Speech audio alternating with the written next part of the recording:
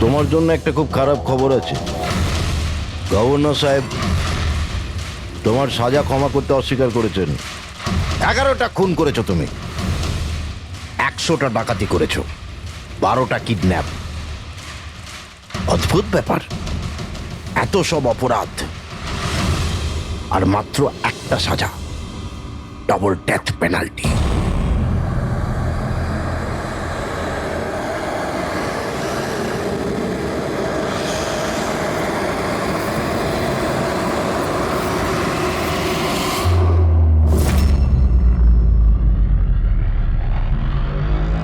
Death পেনাল্টির মানে বোঝো কি তুমি?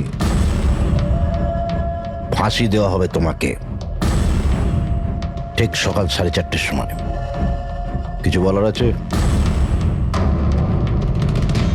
ডাক্তারবাবু, ফর্মালিটি কমপ্লিট করুন।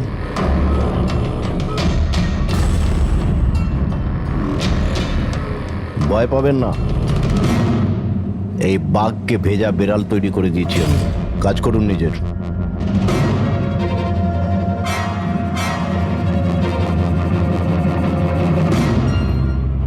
He is normal. তোমার জন্য এনাকে নিয়ে এসেছি।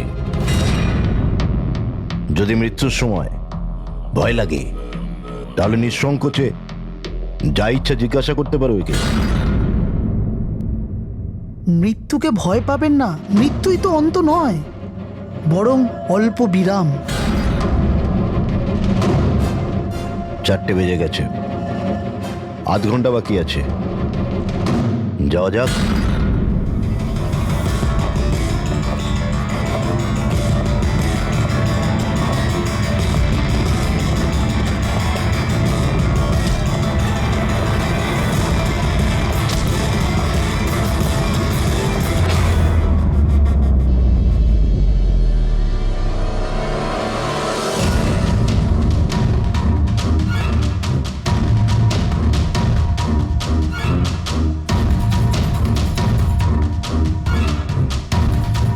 চলো।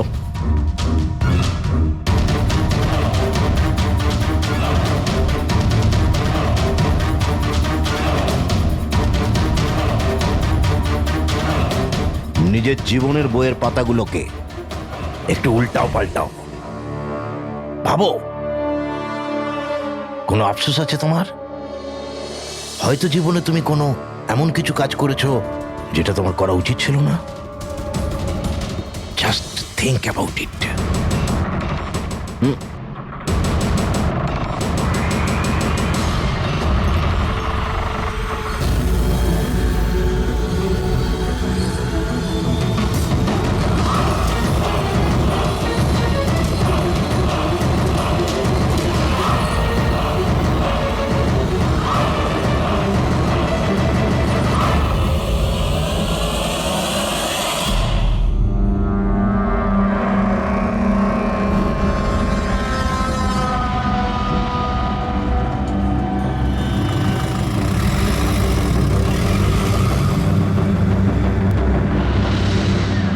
স্কুলে যাব না। বাস এসে গেছে, চলো। আরে এ তো জেদ করে না, স্কুল যদি না যাবে তো বড় হবে কি করে? না আমি স্কুলে যাব না। এবার যেন ওকে ফুল মার্কস আসে। হ্যাঁ চলো।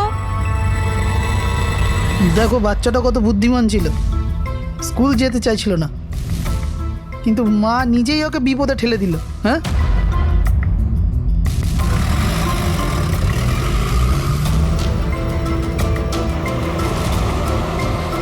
হ্যাঁ বস, ভ্যানের পেছনেই রয়েছি আমরা। ড্রাইভার তো একদম চম্পা। হ্যাঁ, সামনে স্টপের পরেই গাড়ি চিকোলার দিকে ঘুরবে। ওটার পরেই নিজেদের রং দেখাবো আমরা।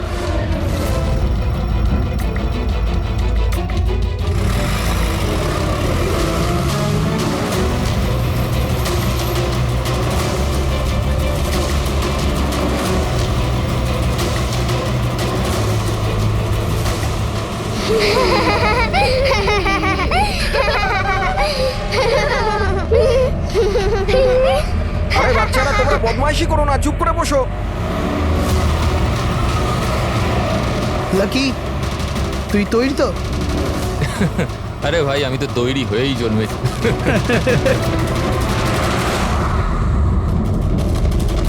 1 2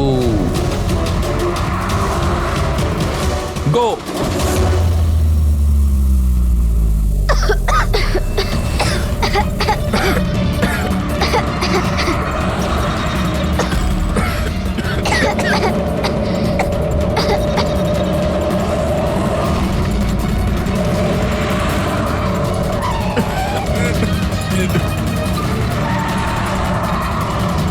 গাড়ি স্লো কর।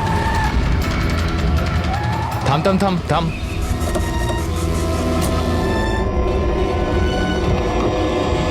আরে কে? এই চলো দিকে, আরে কে চল, তোমরা? চুপচাপ চল। এই ধাক্কা দিচ্ছ কেন? হ্যাঁ বস, প্ল্যান নাম্বার 1 ঠিকঠাক হয়ে গেছে, এবার প্ল্যান নাম্বার 2।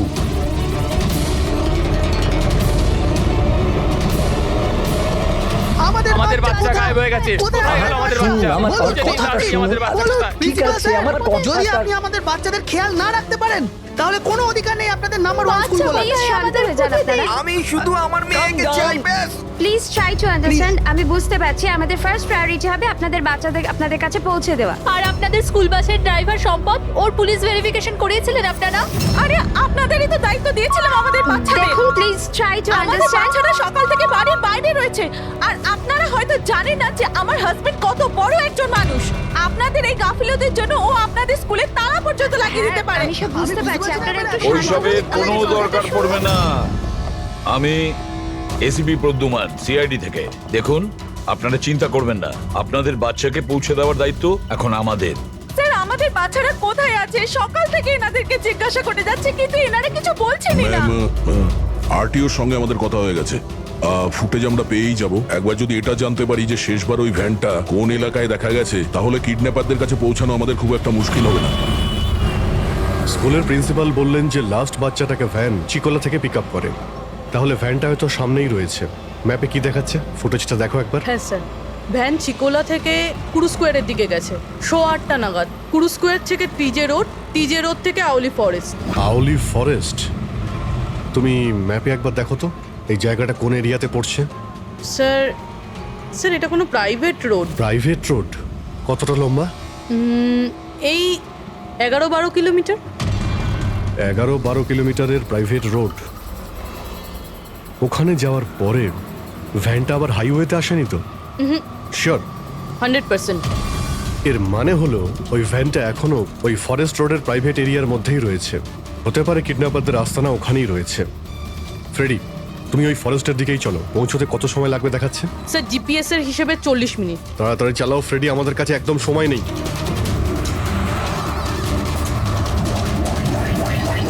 হ্যাঁ অভিজিৎ, ও ওয়ান্ডারফুল। তোমরা তাড়াতাড়ি ওখানে পৌঁছে যাও। স্কুল বাসের খবর পাওয়া গেছে। আমাদের সিআইডি টিম ওখানে প্রায় পৌঁছে গেছে। যেই ওরা পৌঁছে যাবে আপনাদের বাচ্চাদের আপনাদের কাছে নিয়ে আসবে। ওদের কোনো ক্ষতি হতে দেবে না। হ্যাঁ, কিন্তু স্যার অলি তো খুব ঘন জঙ্গল, আমাদের বাচ্চারা ওখানে গেল কি করে? স্যার আমাদের বাচ্চারা কি করে ওখানে পৌঁছলো আর কে নিয়ে গেল ওদের? সকাল থেকে এনাদেরকে সেটাই জিজ্ঞাসা করছি। আমি আপনাদের বললাম না যে সিআইডি টিম ওখানে পৌঁছে যাবে।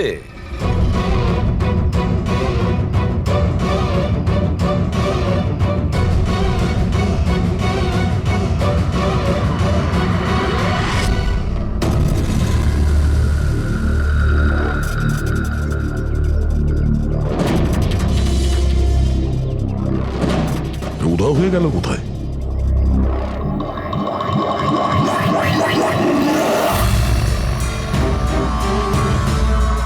স্যার হ্যাঁ, স্যার আমার বাচ্চাও কিডন্যাপ হয়েছে। ও, কিন্তু আপনি এরকম বাইরে কেন? বাকি পেরেন্টসদের সাথে আপনি ভেতরে নেই কেন? আর আপনি এইভাবে আমাকে বাইরে কেন ডাকলেন? স্যার আমার কাছে ওদের ফোন এসেছিল, কিডন্যাপারসদের। কিডন্যাপারদের ফোন এসেছিল? হ্যাঁ স্যার, ওরা আমাকে বলল যে ওদের বাচ্চাদের পরিবর্তে কি চাই। কি চাই ওদের?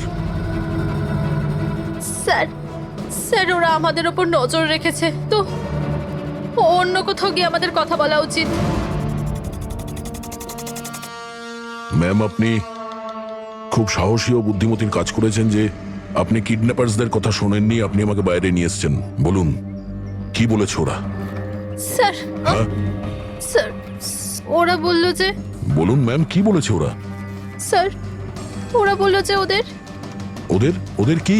স্যার ওদের ওদের দয়াকে চাই।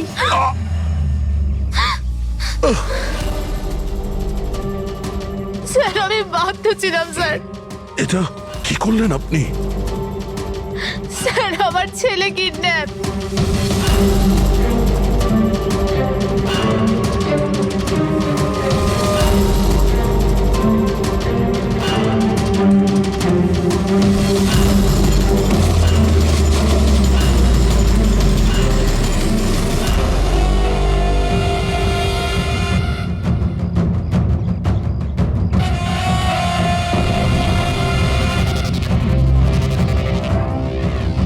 কে তোমরা?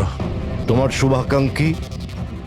এমনিতে তো আমরা খুবই ভদ্র আর শিষ্টাচার লোক, কিন্তু তোমরা সিআইডিরা আমাদেরকে কিডন্যাপার বলে থাকো। ঘুমিয়ে পড়ো, সুইট ড্রিমস।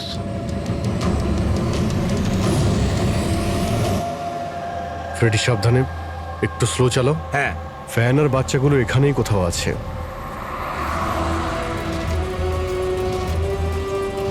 ওই দেখুন সামনেই ভ্যানটা। এই জঙ্গল থেকে বের হয়ে কোথায় যাচ্ছে? এই আমরা আসতেই রাস্তায় চলে এলো কিভাবে? ফ্রেডি ওভারটেক কর, খেয়াল রাখবে ভ্যানে কিন্তু বাচ্চা রয়েছে, ভ্যানটা যেন যেতে না পারে। মাই গড, এ ভ্যানটার কি হলো? এরকম ভাবে কেন চালাচ্ছে?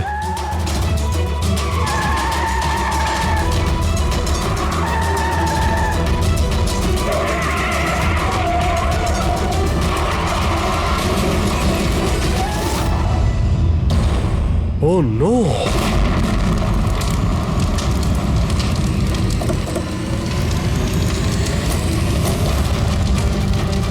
মাই গড, বাচ্চাগুলো ফায়ার এক্সটিংগুইশার্স।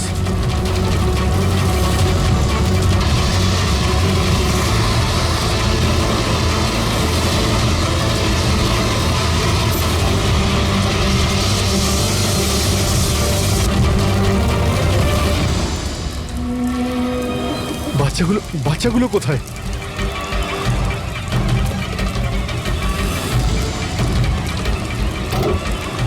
স্যার স্যার লাশ আছে। এর বুকে তো গুলি করা হয়েছে। কে গুলি করতে পারে স্যার? এ প্যাসেঞ্জার সিটে রয়েছে। যে এখানে ড্রাইভিং সিটে বসেছিল কিডন্যাপার, ওই গুলি চালিয়েছে। দরজাটাও খোলা আছে। ও যখনই আমাদের দেখেছে ইচ্ছে করে ভ্যানটা এখানে নামিয়ে দেয় আর পালিয়ে যায়। কিন্তু স্যার জানতে পারবো কি করে যে এই লোকটাকে? স্যার এটা সম্পদ নয় তো? প্রিন্সিপাল বলেছিল এই ভ্যানের ড্রাইভার সম্পদ। হতে পারে। যখনই বাচ্চাদের কিডন্যাপ করে তখনই ওকে গুলি করে আর ভ্যান নিয়ে পালিয়ে যায়। কিন্তু বাচ্চাগুলো ওরা গেল কোথায়? বাচ্চাদের কোথাও লুকিয়ে রেখেছে। রবি, ফরেন্সিকে ফোন করার বডিটা পাঠিয়ে দাও, আর আমরা ওখানে যাই যেখান থেকে ভ্যানটা বাইরে এসেছিল।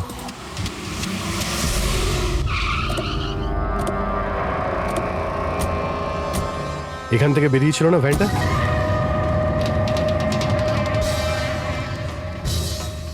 এক মিনিট, এটা তো বড় টায়ারের মার্কস।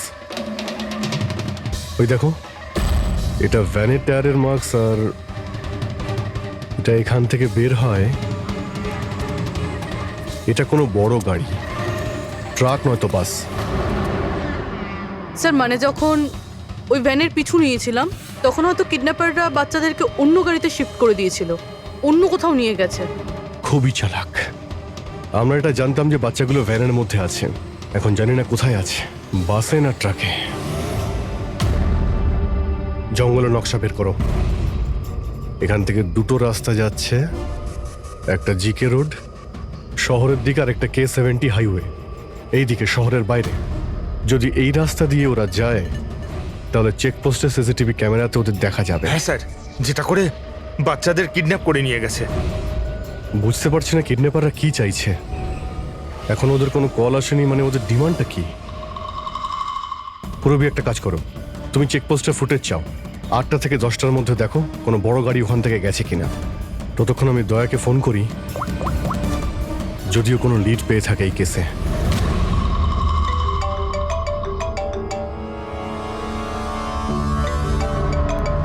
নাও, এসে গেছে সিআইডির লোকেদের ফোন। খুব তাড়াতাড়ি একটা ঝটকা পাবে তোমরা, মজা আসবে।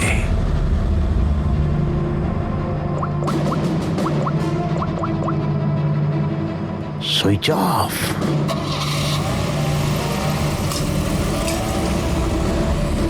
এখানকার ভাইস প্রিন্সিপাল ছিলেন না? এখানকার? হ্যাঁ। এক সেকেন্ড। হ্যালো, হ্যাঁ স্যার। পঙ্কজ, দয়া কোথায়? এখনই ও আমার ফোনটা কেটে দিল আর ওর ফোনটা সুইচ অফ বলছে। স্যার দেখছি, এখানে তো দেখতে পাচ্ছি না। ওখানে নেই? আরে এসিপি স্যার তো বললেন যে তোমার সঙ্গেই থাকবে দয়া। না স্যার, আমার সঙ্গে নেই। আমি একটা কাজ করছি, এক্ষুনি দেখছি।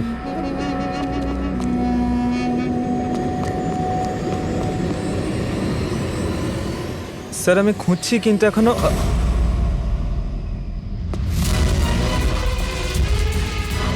স্যার এখানে দয়া স্যারের ফোন।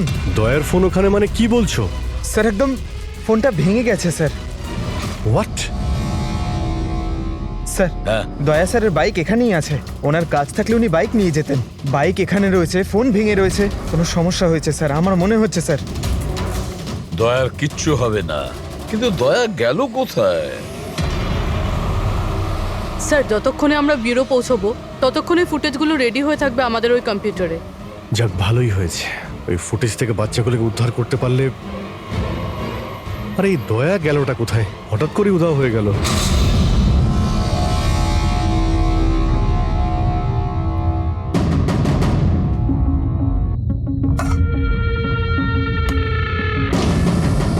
কে কে তুমি?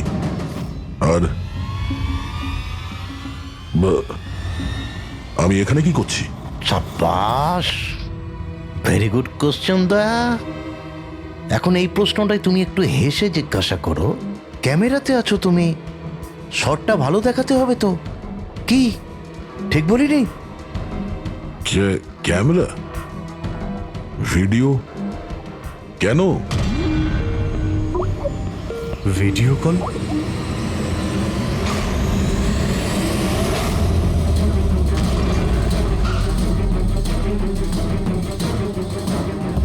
দয়া কয়েদি ড্রেস পরে ড্যামেজ। স্যার বেঁধে রেখেছে ওনাকে, কিন্তু কোথায়?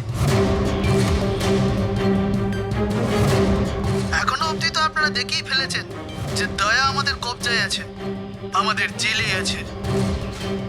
শেষবারের মতো খাবার খাবে, ঠিক আমার ভাইয়ের মতো, যে এখন কোলাডি জেলে বন্দি আছে।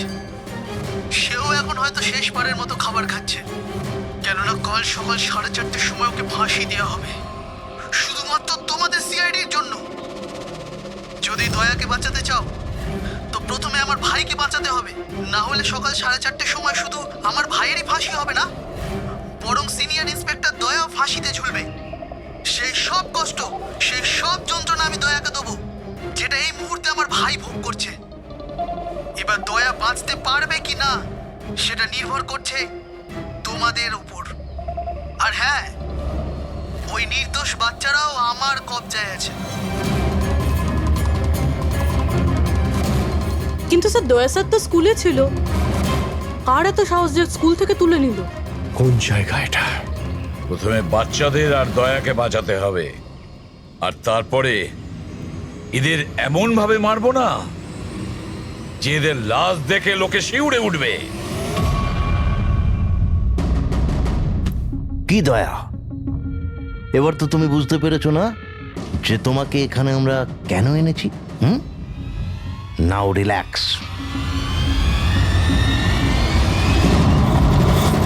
সকাল 4:30টার সময় কোলাডি জেলে ফাঁসি।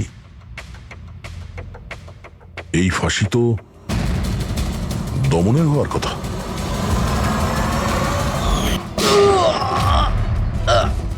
এই গুলিটার জন্য তোকে পস্তাতে হবে দয়া। একটা কথা মনে রাখিস, যদি আমার ফাঁসি হয় না, ফাঁসি তো তোকেও চড়তে হবে। হ্যাঁ দমন নিজের প্রতিজ্ঞা পুরো করার চেষ্টায় আছে, নিজের সাথে দয়াকেও ফাঁসিতে ঝোলাতে চাইছে। তার মানে স্যার এই বাচ্চাদের কিডন্যাপ করার প্ল্যানটা মিথ্যে ছিল, যাতে আমরা এখানে আসি আর ওরা দয়াকে কিডন্যাপ করতে পারে। একটা কাজ করো, পুরো শক্তি প্রয়োগ করো আর ওই বাচ্চাদের খুঁজে বের করো। আর আমি গিয়ে আমাদের অথরিটিকে দরখাস্ত করছি যে দমনের ফাঁসি মকুব নয়, কিছুদিনের জন্য স্থগিত রাখা হোক, যাতে আমরা সুযোগ পাই দয়াকে বাঁচানোর।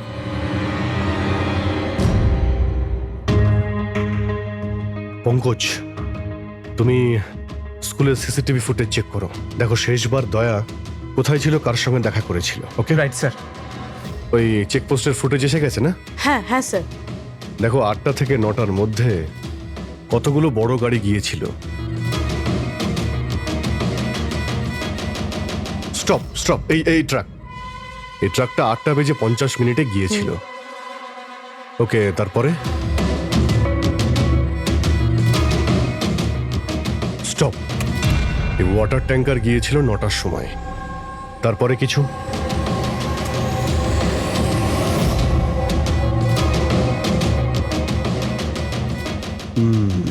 মানে দুটো গাড়ি, এই ট্রাক আর এই ওয়াটার ট্যাঙ্কার। আরটিও থেকে ডিটেলসটা বের করো। 5টা তো বেজে গেছে, এই দমনের ফাঁসি হতে আর 11 ঘন্টা বাকি রয়েছে। স্যার, জানতে পেরে গেছি উনি লাস্ট কার সঙ্গে ছিলেন। মনে পড়ছে কিছু? আমাকে ক্ষমা করে দিন। ওদের ফোনে এসেছিল যে আমি দয়া স্যারকে কিডন্যাপ করাতে ওদের সাহায্য না করে তো ওরা আমার বাচ্চাকে মেরে ফেলবে। একজন মা এরকম ভাবে কি করে মরতে দিত নিজের বাচ্চাকে? এগুলো আপনি আমাদের আগেও বলতে পারতেন। স্যার, ওরা আমাকে একটা ভিডিও দেখিয়েছিল যেখানে আমার ছেলে অজ্ঞান ছিল। আমি খুব ভয় পেয়ে গেছিলাম ওটা দেখে স্যার। আচ্ছা, ওরা আপনার সঙ্গে কন্ট্যাক্ট কিভাবে করেছিল? স্যার, আমার ফোনে একটা ল্যান্ডলাইন নাম্বার থেকে ফোন এসেছিল। নাম্বারটা দিন আপনি আমাদের, চেক করে দেখো তো নাম্বারটা কোথাকার। স্যার, ওরা আমাকে কথা দিয়েছিল যে ওরা যদি দয়া স্যারকে নিয়ে যায় তো ওরা আমার ছেলেকে ছেড়ে দেবে। স্যার, স্যার, যে নাম্বার থেকে ওনাকে ফোন করা হয়েছিল সেটা স্কুলেরই নাম্বার। কি? তার মানে স্যার, অপরাধী স্কুল থেকেই ফোন করছিল। হতে পারে ও এখনো স্কুলেই আছে। সব দিকে নজর রাখো। 7টা বেজে গেছে। আই হোপ এসিপি স্যার ওর সঙ্গে দেখা করেছে। দয়ার যদি কোনো খোঁজ কি পাওয়া হলো যায় তাহলে স্যার? আমাদের বাচ্চারা কোথায় স্যার? স্যার, বাচ্চাগুলো সকাল থেকে কিছু খায়নি স্যার, কিছু দেখুন বলুন স্যার। দেখুন, আমরা চেষ্টা করছি, যখনই জানতে পারবো। প্লিজ স্যার, প্লিজ স্যার, কিছু একটা তাড়াতাড়ি দেখুন দেখুন, আমরা চেষ্টা করছি তো, চেষ্টা করছি আমরা। আপনারা একদম টেনশন নেবেন না, আমি জানি ওরা ছোট বাচ্চা। জানতে পারলেই আপনাদের জানাবো, স্যার, প্লিজ। ওই গাড়িটার খোঁজ পাওয়া গেছে স্যার। গুড।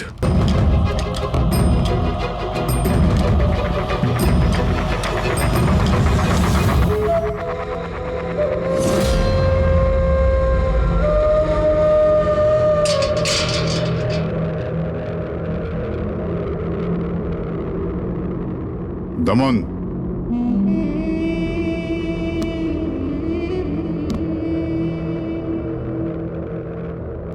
এসিপি প্রদ্যুমান,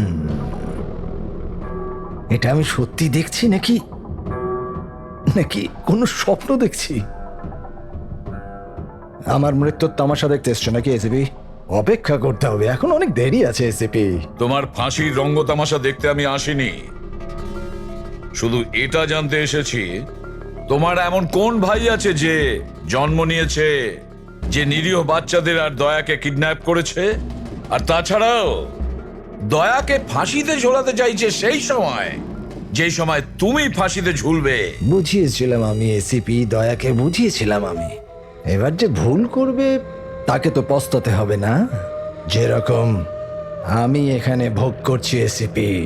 দেখ দমন, তোর শত্রুতা দয়ার সঙ্গে, কিন্তু ওই নিরীহ বাচ্চাগুলো তোর কি করেছে, কি ক্ষতি করেছে তোর? এখন ভাইয়ের মনে হয়েছে এটা করা দরকার তাই করে দিয়েছে। আর যদি শুধু দয়ারই ব্যাপার হতো তাহলে এত অসহায় আর নিরুপায় হয়ে আমার কাছে কেন আসতে?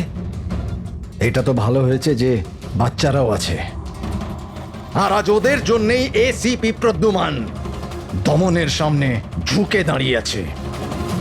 আমি আজ অব্দি না কারোর সামনে মাথা নত করেছি, না ভবিষ্যতে করব। আমি শুধু এটা জানতে চাই, কে তোর এই ভাই? তাড়াতাড়ি বল, ওই বাচ্চাগুলো কোথায়? দয়া কোথায়? বল, না হলে কি কি এসিপি? হ্যাঁ, দেখুন ব্যাপারটা এরকম এসিবি স্যার, সকাল 4:30টার সময় আমার একটা খুব বড় অ্যাপয়েন্টমেন্ট আছে। জানেন কার সাথে? যমরাজের সাথে। কিন্তু তুমি আমার থেকে কিচ্ছু বার করতে পারবে না এসিপি। এখন তুমি আমায় যতই মারো, পেটো, কুটুকুটি দাও, একটা কথাও বলবে না দমন, একটা কথাও না। এসিপি, একটা রাস্তা আছে প্রদ্যুমান, একটা রাস্তা। কোন রাস্তা? আমার শাস্তিটা মাফ করিয়ে দাও এসিপি। যেই আমার ফাঁসিটা ক্যান্সেল হবে, তোমার এই নিরীহ বাচ্চারা বেঁচে যাবে, আর ওই তোমার কি দয়া, ও বেঁচে যাবে। জেলার সাহেব, আমাকে মুক্তি দেওয়ার প্রস্তুতি শুরু করো। ব্যান্ড পার্টি আর ঢোল পার্টিকে ডেকে পাঠাও, কারণ আজ এসিপি প্রদ্যুমান আমাকে মুক্ত করবে। মুক্ত কেমন লাগছে এসিপি? হ্যাঁ,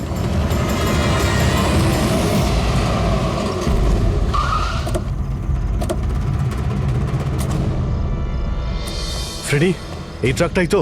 হ্যাঁ স্যার, এটাই সেই ট্রাকটা। চেক করো ভালো করে।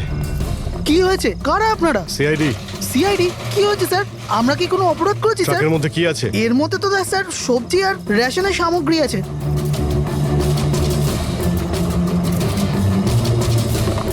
স্যার, স্যার সবজি আছে। সবজি? হ্যাঁ। স্যার, এই ট্রাকটাতেও সবজি আছে। এই সবজিগুলো তোমরা কোথায় নিয়ে যাচ্ছিলে? এটা তো ধোলা মান্ডিতে নিয়ে যাচ্ছি আমরা। বড় হ্যাঁ বাজারে? স্যার। নাম্বার দাও ম্যাডামকে। বলো। 98205327। হ্যাঁ। বাচ্চাগুলো কোথায়? কোন বাচ্চা স্যার? বাচ্চাগুলো কোথায়? সেই বাচ্চাগুলো যাদের কিডন্যাপ করেছিস, বুঝেছিস? স্যার, আমি এই ব্যাপারে কিছুই জানি না। বাচ্চাদের ব্যাপারে জানো কিছু? হ্যাঁ স্যার, এ সত্যি বলছে। কালকে সকালের মধ্যে সবজিগুলো পৌঁছতে হবে। ঠিক আছে, তার মানে এখানে কোনো গন্ডগোল নেই। গন্ডগোল ওইখানে আছে যেখানে ট্যাঙ্কার রয়েছে। স্যার। এসিপি প্রদ্যুমান, হ্যাঁ, আই এম সরি বাট আমি তোমার রিকোয়েস্ট অ্যাপ্রুভ করতে পারছি না। দমনের সেই সময় ফাঁসি হবে যেমন কোর্ট অর্ডার দিয়েছে, শাস্তি মুলতবি রাখা যাবে না। স্যার, স্যার বাচ্চার আর দয়া, ওদের যে করেই হোক খোঁজো, এটা তোমার ডিউটি। তোমার কাজ সহজ করার জন্য আমি কোর্টের অর্ডারের বিরুদ্ধে যেতে পারবো না। অর্ডার ফলো করো। ঠিক আছে স্যার। কি হলো, বারণ করে দিলেন গভর্নর স্যার? হ্যাঁ, গভর্নর সাহেব না করে দিলেন, কিন্তু আপনারা আমাকে সাহায্য করতে পারেন। স্যার প্লিজ, আপনারা কিছুক্ষণের জন্য দমনের ফাঁসিটা স্থগিত করে রাখুন, কিছুক্ষণের জন্য, যাতে আমরা সময়টা পাই দয়ার বাচ্চাদের বাঁচানোর জন্য। দেখুন, আমরা সেটাই করব যেটা আমাদের ডিউটি করতে বলছে। ফাঁসি ওর সকালেই হবে, ভোর 4:30-তে, সেটাও ছাড়। ঠিক আছে, আমার যা করার আমি তাই করব, কিন্তু দয়ার বাচ্চাদের বাঁচিয়েই ছাড়বো আমি।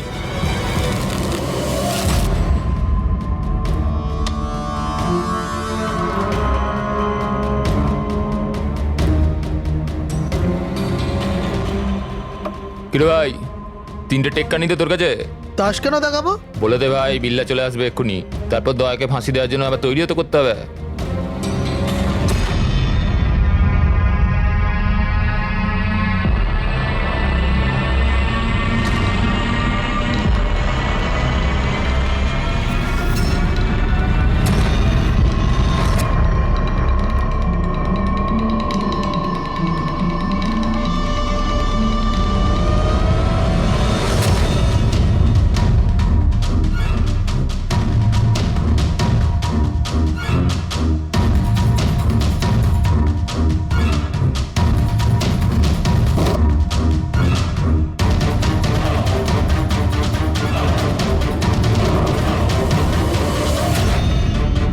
আওয়াজটা করতে গেল, মনে হচ্ছে দয়া ভেঙে বেরোনোর চেষ্টা করছে। ব্যর্থ চেষ্টা, কিচ্ছু করতে পারবে না ও। আরে ওর ভাগ্য লেখা হয়ে গেছে, ভোর 4:30টার সময় মরবে ও।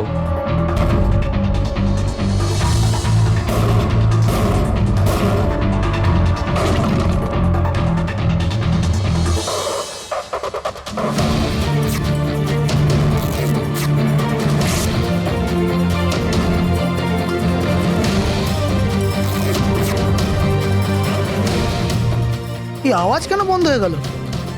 দয়া কোনো গন্ডগোল করছে না তো? চল দেখি, চল চল।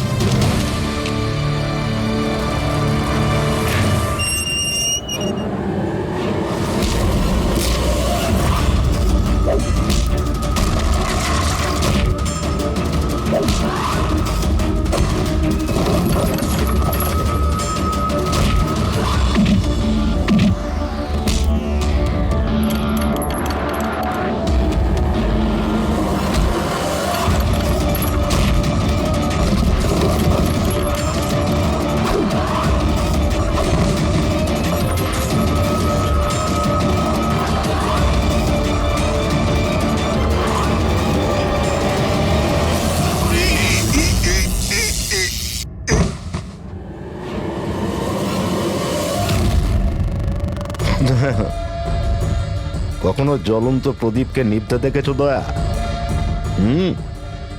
ও ঠিক নেবার আগে না খুব জোরে জোরে জ্বলে ওঠে, একদম দাও দাও দাও দাও দাও দাও দাও দাও দাও। ওই রকমই করছো তুমি। ওই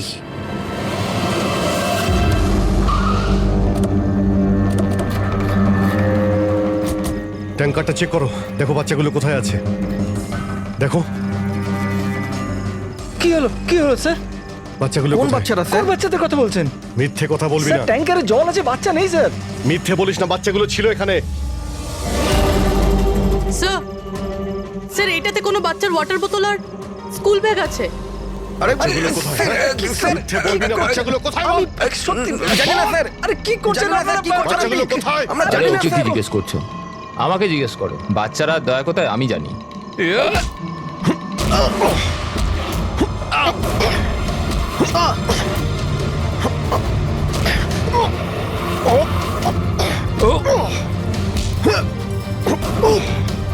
দাঁড়াও।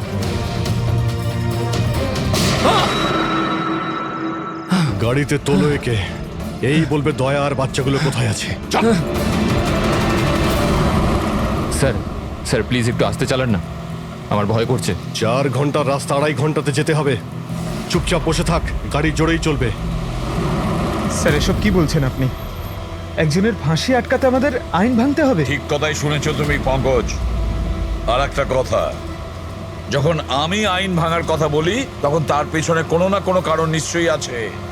আর তাছাড়া যে কোনো উপায়েই ওই বাচ্চাদের আর দয়াকে বাঁচাতে হবে, আর দমনকে ফাঁসির দড়িতে ঝোলাবো।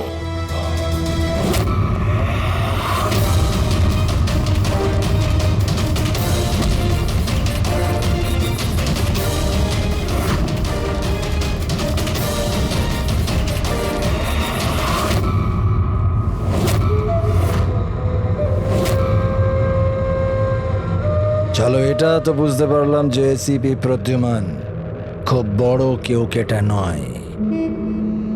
আমার ফাঁসি আটকাতে পারলো না ও। চলো, কোনো ব্যাপার না।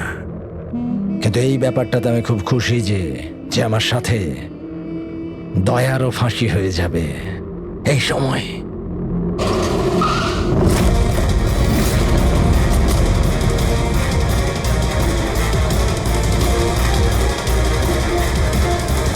ও নো স্যার, এবার কি করব?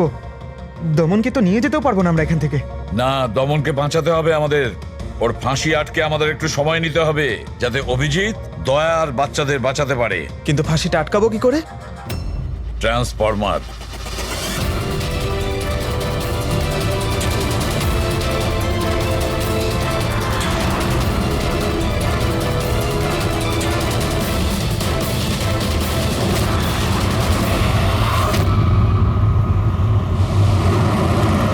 স্যার 4:20 হয়ে গেছে, তাড়াতাড়ি স্যার। হ্যাঁ, পুরোই প্রায় এসেই গেছি।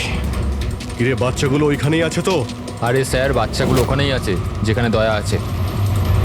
দয়া, এমনিতে এখন তো তুমি কিছু দেখতে পাবে না, কিন্তু তোমার জেনারেল নলেজের জন্য আমি একটা কথা তোমায় বলে দিই, যে তোমার জল্লাদ আমি না, অন্য কেউ। অন্য কেউ। দমনের ভাই এসে গেছে।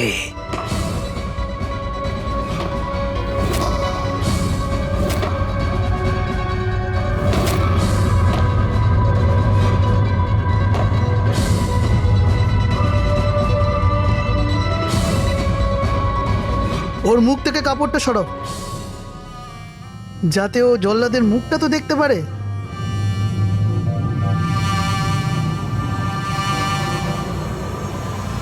বিক্রম, তুমি?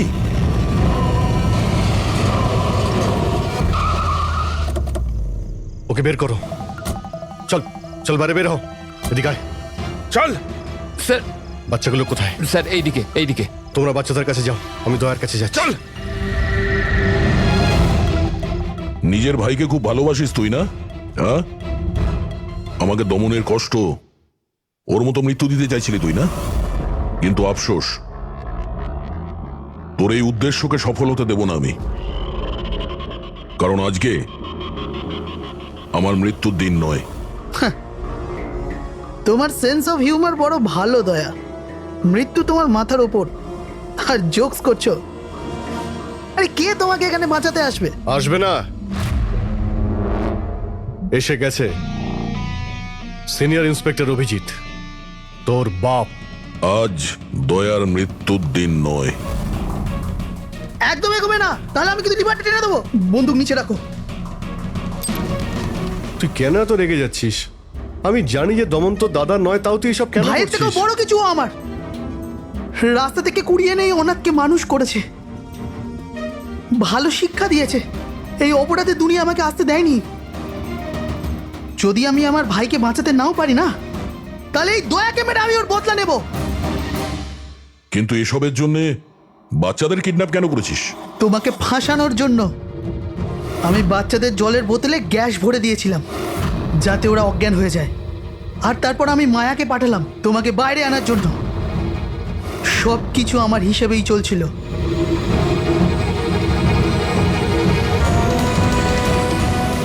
স্যার এখানে? স্যার এসব কি করছেন আপনি? Short circuit. 1 2 3। লাইট কিভাবে চলে গেল?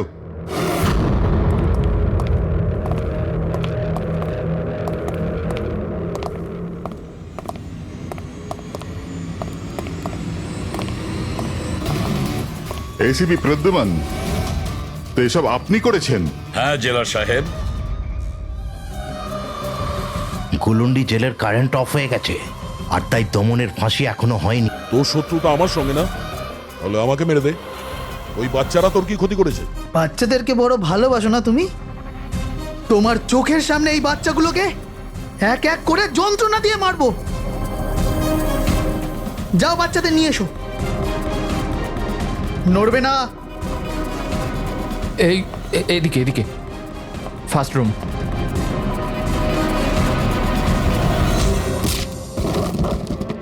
বাচ্চারা, আপনারা কারা কারা আপনারা? সিআইডি সিআইডি, এসো, কাম হিয়ার। তোমরা ঠিক আছো? হ্যাঁ হ্যাঁ।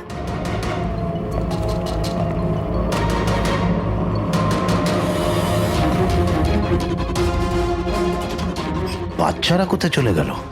ভেতরে যাও, চেক করো।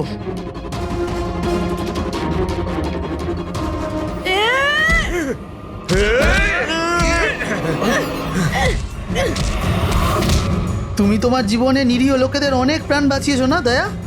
আর তোমার কেরিয়ারের শেষ এই আক্ষেপ নিয়ে হবে যে তুমি এই বাচ্চাদেরকে বাঁচাতে পারলে না।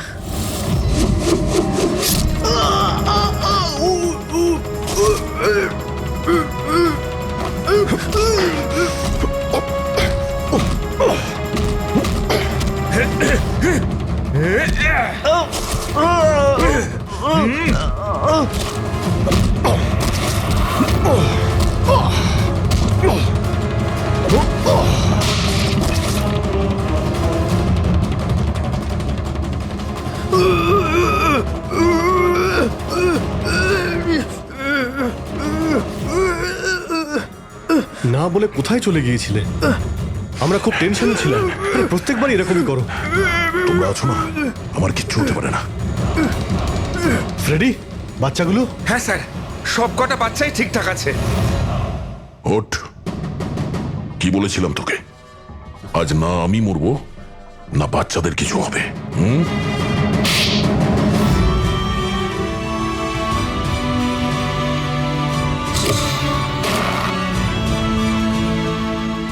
জেলা সাহেব, দমনের ফাঁসি হলো, দয়ার বাচ্চারাও সেফ আছে। I am happy. এতটাও হ্যাপি নিউজ নয় এসিপি প্রদ্যুম্ন। তুমি আইন ভেঙেছ, তোমার আর তোমার সিআইডি টিমের ওপর অ্যাকশন নেওয়া হবে। স্যার, এই দেশ থেকে অপরাধ মোছার জন্য দয়ার মতন সৎ এবং সাহসী অফিসারের খুব প্রয়োজন। তাকে আমি এভাবে হারাতে চাইনি স্যার। আমি তোমার কথা মানছি এসিপি, কিন্তু প্রোটোকল বলেও তো কিছু জিনিস আছে না? স্যার, যদি কোনো সৎ এবং সাহসী অফিসারের জীবনের প্রশ্ন থাকে, তাহলে এসিপি প্রদ্যুম্ন ওই প্রোটোকলকে বারবার ভেঙে দেবে স্যার, বারবার ভাঙবে।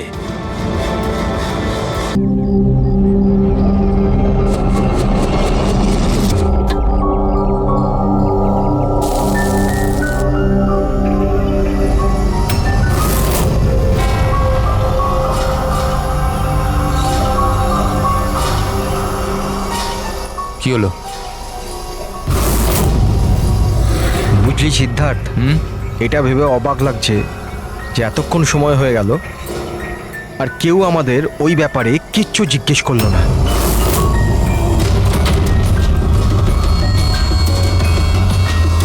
এরকম সময়ও কখনো আসবে না, আমাদের ওপর কেউ সন্দেহ করবেই না।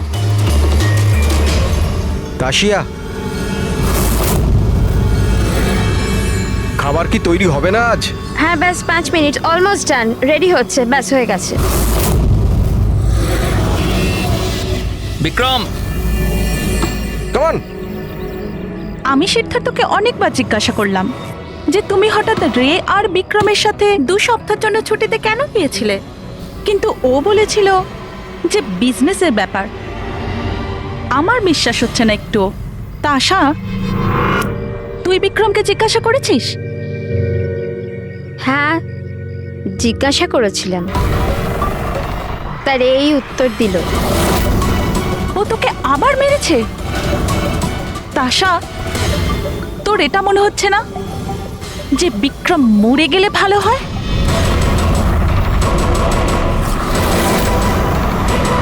হ্যাঁ, খুব মজা হলো, হাঁপিয়ে গেলাম রে। জায়গাটা হেভি ভাই, শহর থেকে অনেকটা দূরে, বেশ ফ্রেশ খুবই লাগছে। রিফ্রেশিং লাগছে, মাঝে মাঝে আসতে হবে। ঠিক বলেছিস ভাই। গুড জব ভূমি, অ্যারেঞ্জমেন্ট দারুণ হয়েছে। Thank you sir. Hello hello, এখানে নেটওয়ার্ক আসে না নাকি? স্যার, এখানে নেটওয়ার্ক একটু উইক আছে, আপনাকে ওইদিকে জঙ্গলের দিকে যেতে হবে। হ্যালো,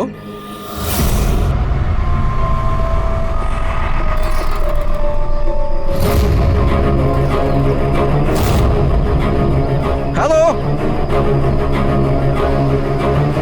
দূর নেটওয়ার্ক কেন আসছে না? হ্যালো,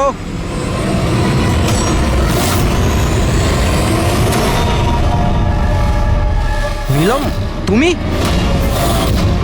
নীলম, নীলম, নীলম,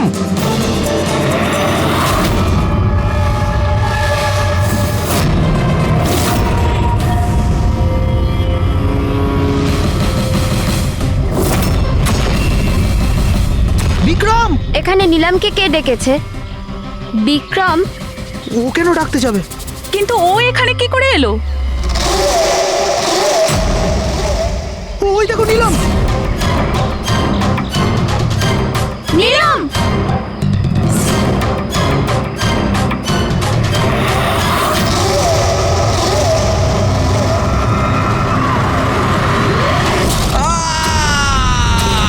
বিক্রমের চিৎকার এটা।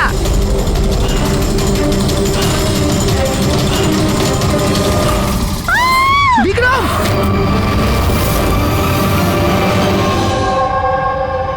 তোমরা সবাই বলতে চাইছো যে বিক্রমকে এখানে নীলম ইচ্ছে করে ডেকেছিল যাতে ওকে সহজেই মারতে পারে, তাই তো? আচ্ছা, আপনারা কি নীলমকে দেখেছিলেন নাকি বিক্রমের মুখ থেকে শুধু শুনেছিলেন? স্যার, আমরা প্রত্যেকে নিলামকে দেখেছি।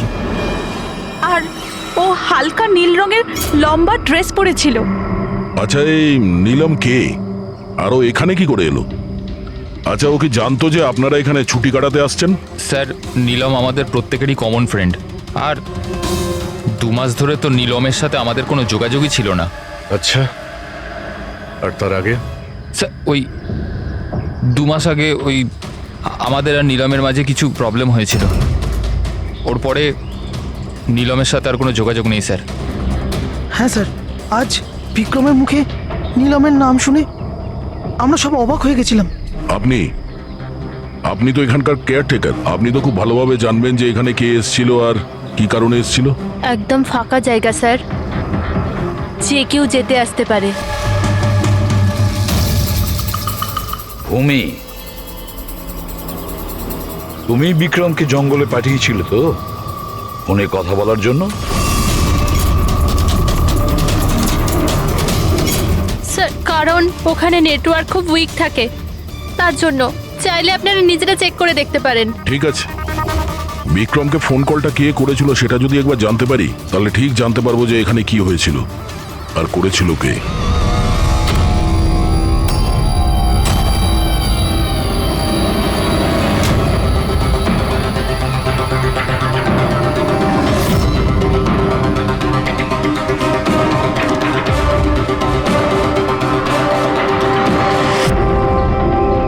রেডি? এর উপরে ওঠো। এই নাও। কে? আমি? আরে পা দাও, ওইতে পা। চলো। আরে স্যার, কিচ্ছু হবে না। হ্যাঁ, সাবধানে। তাড়াতাড়ি করো। আরে স্যার, ধরে নাও এটা। স্যার সাবধানে, নয়তো আমি পড়ে যাবো কিন্তু।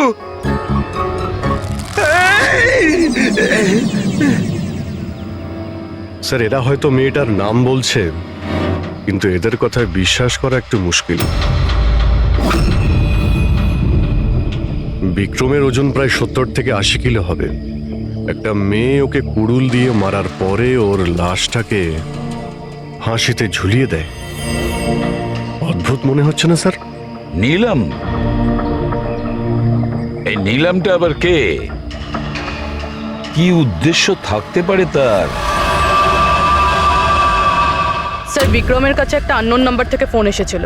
সে নাম্বারটা ট্রেস তো হচ্ছে না, বোধহয় সিম কার্ডটা ডিস্ট্রয় করে ফেলেছে।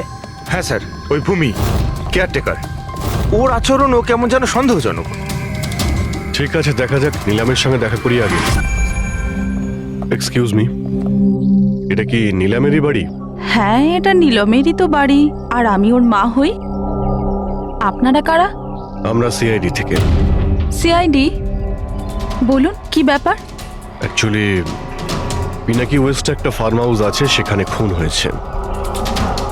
ওখানে যারা ছিল তারা এটা বলছে যে ওখানে নীলমকে দেখেছিল। কি?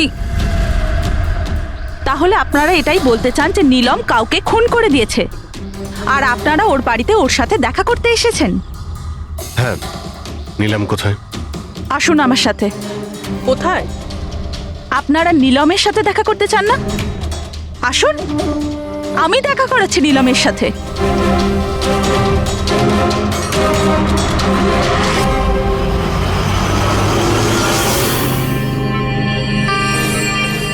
এই যে আমার নীলম, দেখছেন আপনার এর অবস্থা? মেশিনের দ্বারা জীবিত আছে, শুধুমাত্র চোখ ছাড়া এর শরীরের কোনো অংশের কোনো প্রতিক্রিয়া নেই। আর আপনারা বলতে চাইছেন যে যে এই মেয়েটি কারোর খুন করে দিয়েছে?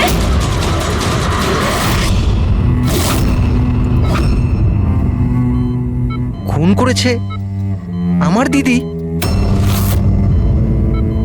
নীলমের এরকম অবস্থা কবে থেকে আর কিভাবে?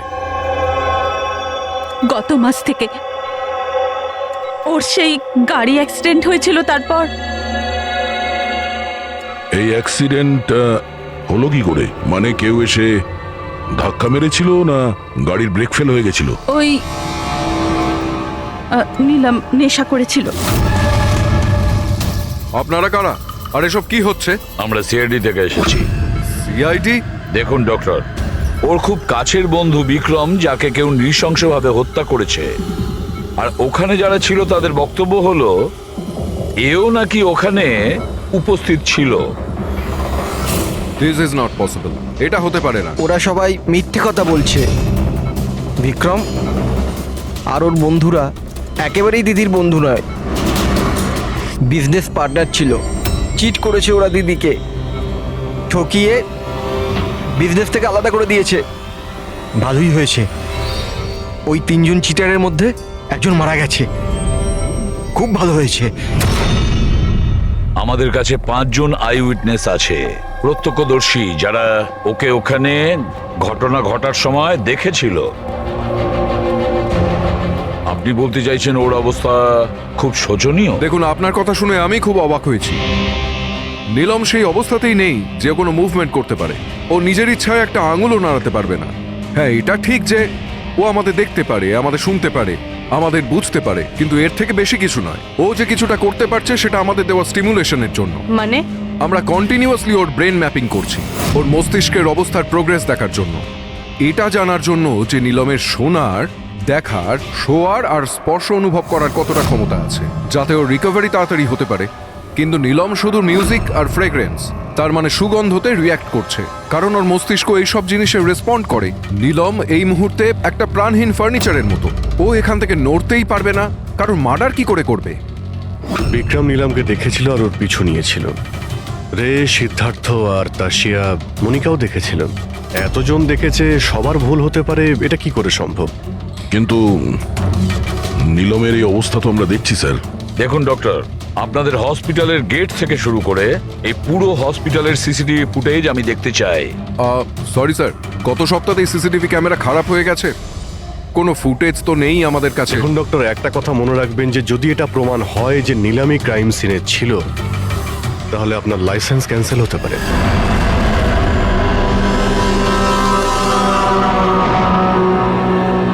এবার ডক্টর সারিকাকে দিয়ে ওর ভালো করে এক্সামিন করাতে হবে। এই পরিস্থিতিতে দুটো ব্যাপার হতে পারে। হতে পারে এই নীলম নাটক করছে, কিংবা ওর মতো দেখতে কেউ আছে, আর এতজনে দেখেছে, সবার চোখে তো আর ফাঁকি দিতে পারবে না। স্যার, আমার মনে হচ্ছে পুরবী আর ফ্রেডিকে একে লক্ষ্য রাখার জন্য এখানেই থাকা উচিত। তাহলেই জানা যাবে ও বিছানা থেকে উঠতে পারে কিনা। পুরবী, হেড্রিক, এই করিডোর থেকে শুরু করে আর ওর ঘর অবধি খুব ভালো করে খেয়াল রাখবে। ভালো তো লাগছে না ওকে এই অবস্থায় দেখতে, কিন্তু তবু আমাদের ওর ফিঙ্গারপ্রিন্টস আর ফুটপ্রিন্টস নেওয়া দরকার। আর তাছাড়া নীলামের ভাই আর মা ছাড়া ওখানে আর কে কে আসেন ওর খোঁজ নিতে, ওর সঙ্গে দেখা করতে, সেটাও দেখতে হবে।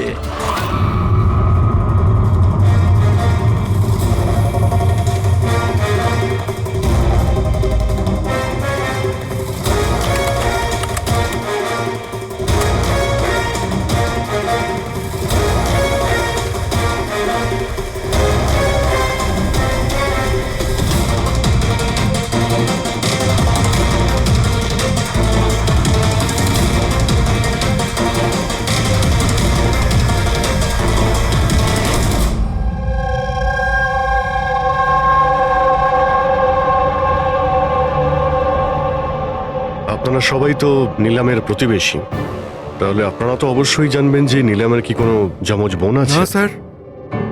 আচ্ছা, কোনো কাজিন বা ফ্রেন্ড যাকে নীলামের মতোই দেখতে?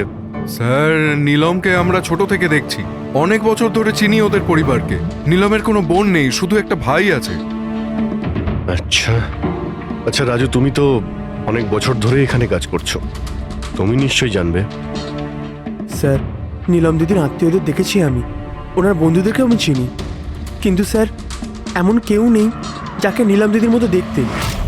নীলম, ওর জ্ঞান নেই, ও কোমাতে আছে, আর ও তো কিছুই করতে পারবে না। আর রইলো বাকি সবাই যারা ওই সময় পিকনিকে প্রেজেন্ট ছিল। বিক্রমকে খুন ওদেরই মধ্যে কেউ করেছে। তবে স্যার, এই তাশিয়া বিক্রমের স্ত্রী, ওর মুখ দেখে মনে হচ্ছে না যে ওর স্বামী মারা যাওয়াতে ওর কোনো আফসোস রয়েছে। কিংবা স্যার নীলমের মা বিদ্যা আর ওর ভাই ঋষভ। স্যার, বিক্রম আর ওর বন্ধুরা নীলমকে বিজনেস থেকে সরিয়ে দিয়েছিল। হতে পারে বদলা নেওয়ার জন্য দুজনে মিলে বিক্রমকে প্রাণে মেরে দিয়েছে। স্যার, সন্দেহর তালিকায় তো এও রয়েছে, এই বিক্রমকে জঙ্গলের দিকে পাঠিয়েছিল স্যার। পঙ্কজ, এই 4 জনের ওপর কড়া নজর রাখো। দেখো গত 48 ঘন্টায় কি করছিল, কোথায় কোথায় গিয়েছিল। স্যার, স্যার আমার একটা ব্যাপার একদম ভালো লাগেনি। কি ভালো লাগছে না ভাই? স্যার, আমি নিজে ওই মেয়েটাকে এক্সামিন করে আসছি, বেচারি নিজের হাতটাও নাড়াতে পারে না, আর আমরা ওর ফুটপ্রিন্টস আর ফিঙ্গারপ্রিন্টস খুনির সাথে ম্যাচ করাচ্ছি। দিস ইজ সারিকা, একটা কথা তুমি খুব ভালো করে মনে রাখবে। তুমি এতদিন ধরে সিআইডিতে কাজ করছো।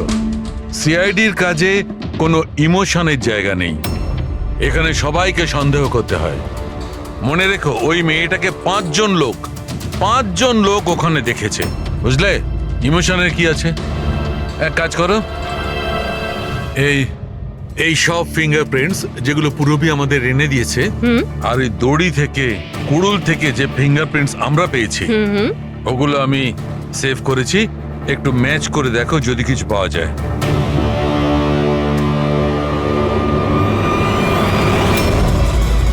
গড, এটা তো ম্যাচ হয়ে গেছে। ম্যাচ হয়ে গেছে। হসপিটালের যে ভিজিটার্স বুক আছে সেই হিসাবে কোনো একজন ডক্টর রজত আছে যে গত 2 সপ্তাহ ধরে এই নিলামের সঙ্গে দেখা করতে আসছে। ডক্টর রজত? আচ্ছা, উনি কি সেই যিনি অ্যাস্ট্রোফিজিক্স আর প্যারানর্মাল সায়েন্স নিয়ে কাজ করছেন? হ্যাঁ শালুকে, বলো। কি নিলাম ক্রাইম সিনে গিয়েছিল? নিলাম হাঁটতে পারে? ডক্টর রজত, নিলাম তো চলাফেরা করতে পারে, কারণ ক্রাইম সিনে আমরা যে ফুটপ্রিন্ট আর ফিঙ্গারপ্রিন্ট পেয়েছি সেটা তো ওর সঙ্গে ম্যাচ করে গেছে। তাহলে এই পুরো বিষয়ে আপনার কি রোল? দেখুন, আমি আপনাদের কথা অস্বীকার করছি না। হসপিটালের বেড থেকে নিলাম উঠতে পারে। হ্যাঁ, ওর ফিঙ্গারপ্রিন্টস আর ফুটপ্রিন্টস অ্যাস্ট্রাল পজিশনের সাথে মিলবে কি মিলবে না, that I am not sure. Excuse me, কি বললেন আপনি? Astral, what is that mean? এক মিনিট, astral projection? Are you joking? আমার সঙ্গে মজা করছেন না তো? নীলমের ভাই ঋষভকে আমি বলেছিলাম একটা বিশেষ মিউজিক চালানোর জন্য আর নীলমের পাশে ফুল রাখার জন্য। এই কাজটা ওর মস্তিষ্কে প্রভাব ফেলবে, ওটা তাড়াতাড়ি কাজ করতে থাকবে আর নীলম তাড়াতাড়ি সুস্থ হয়ে যাবে। এখন বুঝতে পারছি যে নীলমের মস্তিষ্ক খুব বেশি পাওয়ারফুল হয়ে গেছে, এতটা যে ও নিজেকে অন্য কোথাও প্রজেক্ট করতে পারে। ও নীলম নয়, ওর অ্যাস্ট্রাল প্রজেকশন। এক মিনিট, আপনি বলছেন যে ওর প্রজেকশন অন্য জায়গায় করতে পারবে? এটা কিভাবে সম্ভব? দেখুন, অ্যাস্ট্রাল প্রজেকশনকে যদি খুব সাধারণভাবে আপনাকে বোঝাই তাহলে সেটা এইভাবে। দেখুন, যেমন মরার পরে মানুষের আত্মা তার শরীর থেকে আলাদা হয়ে যায়, ঠিক একই রকম জীবিত মানুষের চেতনাকেও ফিজিক্যালি বাইরে বের করা সম্ভব। আর যেমন আমি বুঝি যে নীলমের কেসেও এরকমই কিছু হয়েছে। দেখুন ডক্টর রজত, সায়েন্সে এমন কোনো প্রমাণ নেই যাতে এই কথাটা কনফার্ম হতে পারে যে শরীর থেকে আত্মাটাকে বাইরে বার করা যায়। আর আপনার থিওরি অনুযায়ী একটা 40-45 কিলো ওজনের একটা মেয়ে যে কোমায় রয়েছে, সে একজন 85 কিলো ওজনের একটা লোককে দড়িতে ঝুলিয়ে দিয়েছে। তার মানে আপনারা আমার কথা বিশ্বাস করছেন?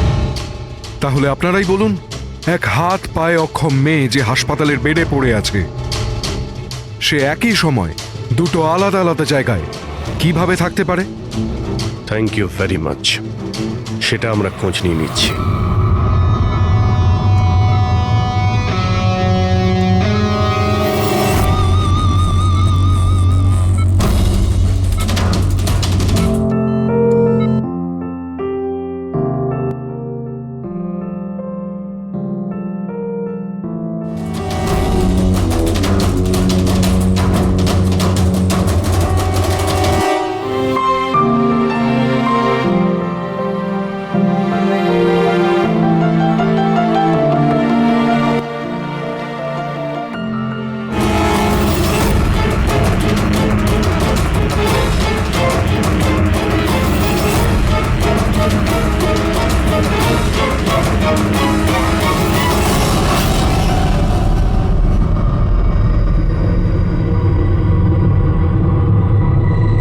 শোনো,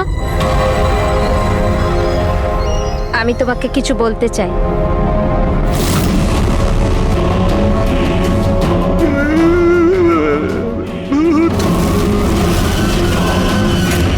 আরে,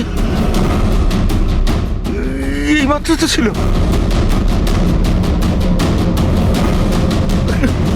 কোথায় মাথায় হাওয়া হয়ে গেল।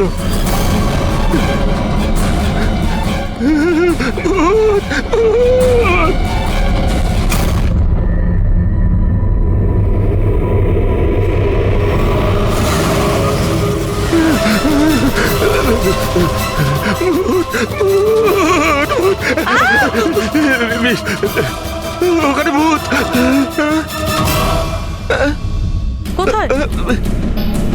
পুরবি, আমি ওকে নিজের চোখে দেখেছি, ওখানে দাঁড়িয়ে ছিল। হঠাৎ করে উধাও হয়ে গেল। কিন্তু নীলাম তো এখানেই ছিল, এখান থেকে ওঠেও নি। এই নীলাম একই সময় দু জায়গাতে?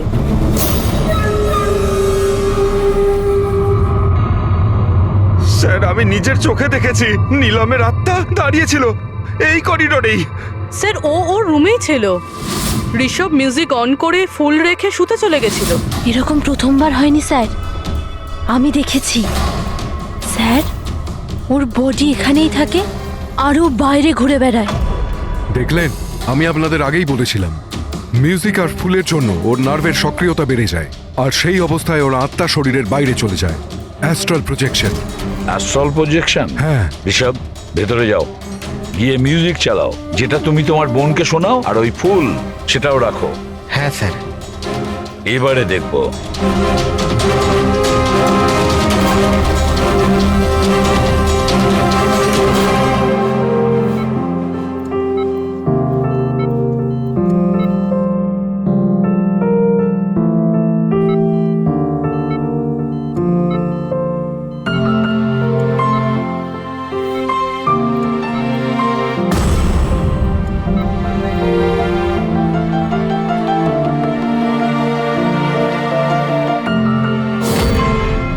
দেখুন, শরীরে সক্রিয়তা বাড়ছে।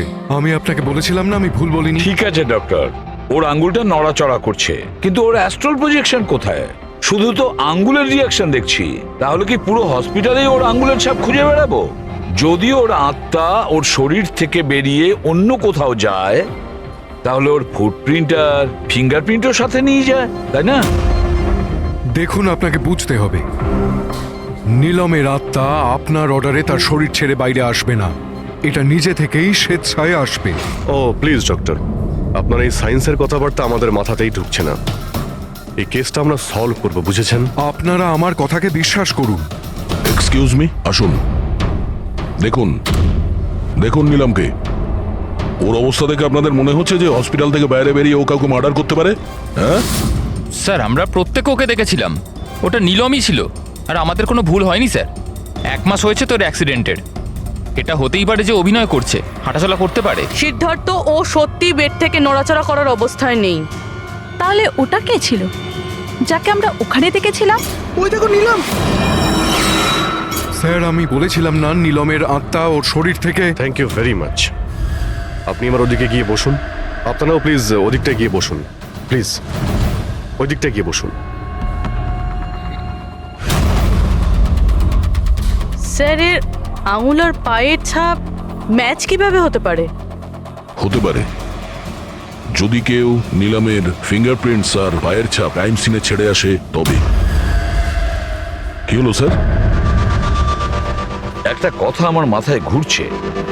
বিক্রমের মৃত্যুর পরে তোমাদের মনে আছে বিক্রমের বন্ধুরা কি বলেছিল? স্যার, নীলম আমাদের প্রত্যেকেরই কমন ফ্রেন্ড, আর 2 মাস ধরে তো নীলমের সাথে আমাদের কোনো যোগাযোগই ছিল না।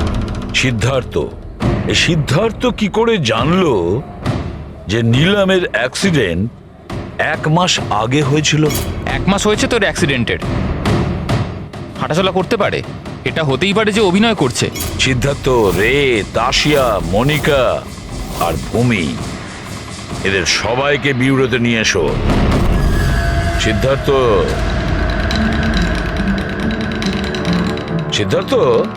Yes sir. নীলমের সঙ্গে শেষ কবে দেখা হয়েছিল? স্যার, আমি তো বলেইছিলাম, প্রায় 2 মাস আগে। আসলে হয়েছে কি, একটু ভুলে যাই, বয়স হচ্ছে তো। 2 মাসের মধ্যে যখন দেখা হয়নি, তাহলে নিলামের অ্যাক্সিডেন্টের ব্যাপারে তুমি কিভাবে জানলে? স্যার ঠিকঠাক তো মনে নেই, কিন্তু কথায় কথায় বিক্রমই বলেছিল আমাকে। তোমরা বিজনেস পার্টনার ছিলে, তাই ও মারা যাওয়াতে সব থেকে বেশি লাভ তো তোমাদেরই হয়েছে। স্যার বিজনেস পার্টনার ছিলাম, খুনি নয়। আর ও বন্ধু ছিল আমাদের, ওর ব্যাপারে আমরা এসব ভাবতেই পারি না। যদি লাভের কথা বলেন তো বিক্রমের মৃত্যুর লাভ তো সবচেয়ে বেশি ওর ওয়াইফ তাসিয়ারই হয়েছে। বিক্রমের মৃত্যুর পর আপনার প্রতি হওয়া অত্যাচার কমে গেল, এটা ছাড়া আর কোনো সুবিধা পেয়েছেন আপনি? হ্যাঁ, বিক্রম চলে যাবার পর আমার আর ভয় লাগে না, আর আমি বেশ ভালোই আছি। কিন্তু আমি বিক্রমকে মারিনি। নীলমকে চেনেন আপনি? আমি নীলমকে একদমই চিনি না। 25শে জুলাই যেদিন নিলামের অ্যাক্সিডেন্ট হয়, সেই সময় তোমরা কোথায় ছিলে? স্টার ক্লাব, বিকেসি, তারপর আমরা এয়ারপোর্ট গেছিলাম স্যার। সিদ্ধার্থ, তোমার স্মৃতিশক্তির প্রশংসাই করতে হয়। স্যার মনে তো থাকবেই, ওয়ার্ল্ড ট্যুরের জন্য টিকিট আমি তো বুক করেছিলাম। ট্রাভেল এজেন্ট কে ছিল? সাইমা ট্রাভেলস। যেই বাংলোতে আপনি ছুটি কাটাতে গিয়েছিলেন, ওখানে যাওয়ার আগে আপনি ওখানে 2-3 বার গিয়েছিলেন। কি করতে গিয়েছিলেন? আমি এটাই দেখতে গিয়েছিলাম যে ওখানে কেমন সব ব্যবস্থা, ওটাই দেখাচ্ছিল। ভূমি, আপনি বিক্রমকে বাংলোর পিছনে এইটা বলে পাঠিয়েছিলেন ওখানে নেটওয়ার্ক আসে, কিন্তু এটা সত্যি না, আমরা চেক করেছি। দেখুন ম্যাডাম, ওরা অনেক বড় লোক, আমার ওদেরকে মেরে কি লাভ হবে? আর আপনি শুধু শুধু আমাকে এইসবে টানছেন। ম্যাডাম আমি কিছু করিনি। তাহলে বিক্রমের মৃত্যুর আগে, একদিন আগে হসপিটালের বাইরে কি করছিলেন? আমার ভাইয়ের দোকান আছে, ওখানে দেখা করতে গেছিলাম। আর মনিকা, আপনার কি বক্তব্য? আমি নীলমের ব্যাপারে কিছু জানি না, তাছাড়া আমার হাজব্যান্ড আমাকে বেশি কিছু বলে না, তাই এসব ব্যাপারে আমার কিছু যায় আসে না। স্যার এই 5 জনের মধ্যে বিক্রমের খুন যেই করুক, কিন্তু বিক্রমের খুন আর নিলমের যে অ্যাক্সিডেন্ট, এদের মধ্যে কোনো না কোনো সম্পর্ক তো আছে স্যার। রাইট। এটা অ্যাস্ট্রাল প্রজেকশনের ব্যাপার নাকি যমজের, কিন্তু এটা তো শিওর যে এদের মধ্যে কেউ আছে যে নিলামের এই অবস্থার সুযোগ নিচ্ছে। নিলামের অ্যাক্সিডেন্ট পালোমি ব্রিজে 25শে জুলাই হয়েছিল, আর পুলিশ খবর পায় ওই দিন সকালে 4টে থেকে 5টার মধ্যে। এটা খোঁজ নিতে হবে যে ওই 3 জন বিক্রম, সিদ্ধার্থ আর রে 25শে জুলাই কোথায় ছিল, আর কে নিলামের অ্যাক্সিডেন্টের ব্যাপারে প্রথম জানতে পারে। আর হ্যাঁ অভিজিৎ, ওই সাইমা ট্রাভেলস, ওখানেও ভালো করে জিজ্ঞাসাবাদ করো। রবি, আজকে রাত্রে এই হসপিটালেই থাকো, কিন্তু একটা কথা মনে রেখো, ওই রুমে আজ না কোনো মিউজিক বাজবে না কোনো ফুল থাকবে। শুধু এটা খেয়াল রাখতে হবে যে নিলামের শরীর থেকে নিলাম বাইরে কিভাবে যায়। বিক্রম, রে, সিদ্ধার্থ, এদেরকে আপনি অবশ্যই চেনেন। ওদের ওয়ার্ল্ড ট্যুরের টিকিট তো আপনিই বুক করিয়েছিলেন না? হ্যাঁ স্যার। স্যার ওরা খুব অদ্ভুত লোক। স্যার প্রথমে ওরা দিল্লি যেতে চেয়েছিল, বুকিংও হয়েছিল, কিন্তু হঠাৎ করে বললো যে 3-4 ঘন্টার মধ্যে জোগাড় করে দাও, ওয়ার্ল্ড ট্যুরে বেরোবো। দেখুন, ডিটেলে বলুন আপনাদের কি কথা হয়েছিল। হ্যাঁ স্যার। ওই অ্যাক্সিডেন্টের ব্যাপারে কি করে জানলেন আপনারা? স্যার সকাল 4টের সময় আমাদের কাছে খবর এসেছিল যে একটা গাড়ি ব্রিজ থেকে নিচে পড়ে গেছে। আমি আমার টিম নিয়ে এখানে পৌঁছই আর ওই মেয়েটাকে গাড়ি থেকে বাইরে বের করি। কিন্তু স্যার অবাক হওয়ার বিষয় হলো এটাই যে এত ভয়ঙ্কর অ্যাক্সিডেন্টের পরেও মেয়েটার শ্বাস চলছিল। তদন্ত করে কি জানতে পেরেছেন? এটা কোনো অ্যাক্সিডেন্ট ছিল নাকি কেউ জেনে শুনে কাজটা করেছিল? অ্যাক্সিডেন্ট ছিল স্যার। মেয়েটাকে নেশাগ্রস্ত অবস্থায় গাড়িতে পাওয়া গেছে, কিন্তু স্যার অবাক হওয়ার মতো বিষয় এই যে সিসিটিভি ফুটেজে না মেয়েটাকে দেখা গেছে না মেয়েটার গাড়িটাকে। ও যে এখানে কি করে পৌঁছলো সেটা কিছুতেই বুঝতে পারছি না।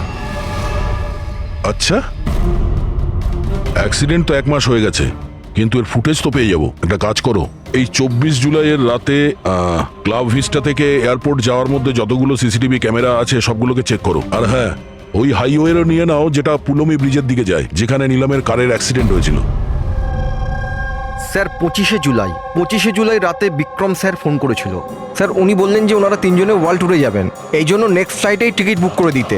স্যার আমার খুব অদ্ভুত লেগেছিল ব্যাপারটা, কিন্তু স্যার ওনার কথা থেকে এটা মনে হচ্ছিল যে কিছু তো একটা গড়বড় চলছে। বুঝতে পারছি না নীলমকে সবাই সব জায়গায় দেখতে পাচ্ছে কি করে, যখন ও নিজের বিছানা থেকেই উঠতে পারছে না।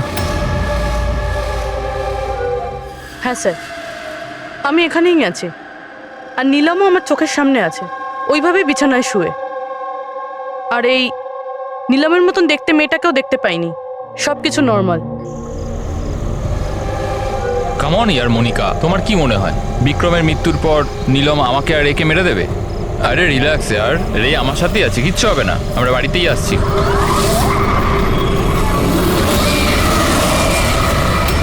নীলম, নীলম, সিদ্ধার্থ সামনে নীলম দাঁড়িয়ে আছে।